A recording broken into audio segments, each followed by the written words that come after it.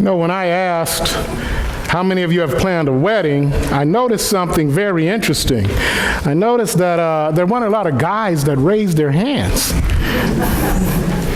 Not that I could say anything, because I had very little involvement in planning my own wedding. My wife will tell you, I looked at my mother-in-law and I looked at her and I said, do what you want, tell me what time I have to be there. Just make sure that there's no pink. I'm not wearing pink, and I'll handle the music. But other than that, What time you get to be there? I mean, I would mean that now. At that point, I was 24 years old. I wasn't as smart, so. And I've got 3 boys now, so I still don't have to worry about it. Life is wonderful.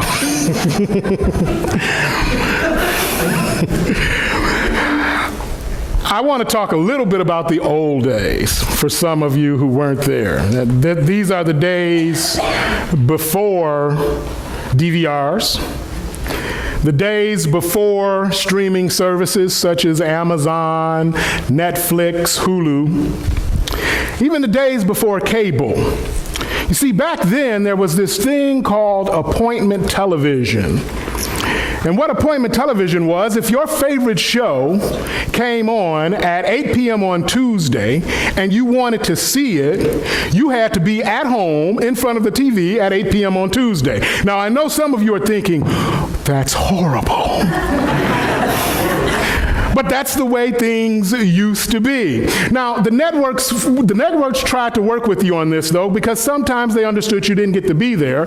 And so what would happen the next week, and I think it was the same guy that did it for every show, because, for instance, I liked Deep Space Nine, and what would happen is you would turn the show on, you'd get ready to watch it, and it would say, previously on Deep Space Nine. And they would show all of these clips of things that had happened up to that point so that you could get caught up to where the show was now. They don't do that much anymore because they don't have to. You watch it whenever you want to. You can watch an entire season in a day if you want to. But I realized that some of you may not have been able to be here last week when we started our series on Ephesians. So in the guise of appointment television, I would just say previously in the book of Ephesians. So what we went through last week, we started, and this is out of the book of Ephesians. It's a series called Living a Christian Life. Last week, we talked about grace and salvation. We talked about how we are, of course, saved through Christ. We also talked about that sticky word grace, and how we sometimes as Christians don't understand it, and we don't do it very well if we're honest about it. We talked about how grace cannot be earned, and grace is never something that someone deserves. We talked about how God gave it to us, even though we didn't earn it, and even though we don't deserve it. And we addressed the fact that we as Christians have got to get a little bit better at giving what we have received.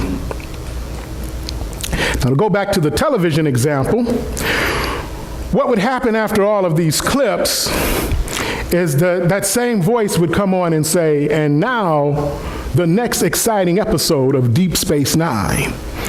And so now we are going to enter into the next exciting episode of our study of the book of Ephesians, Living the Christian Life. And this week, we are going to talk about a gospel for everyone. A gospel for everyone.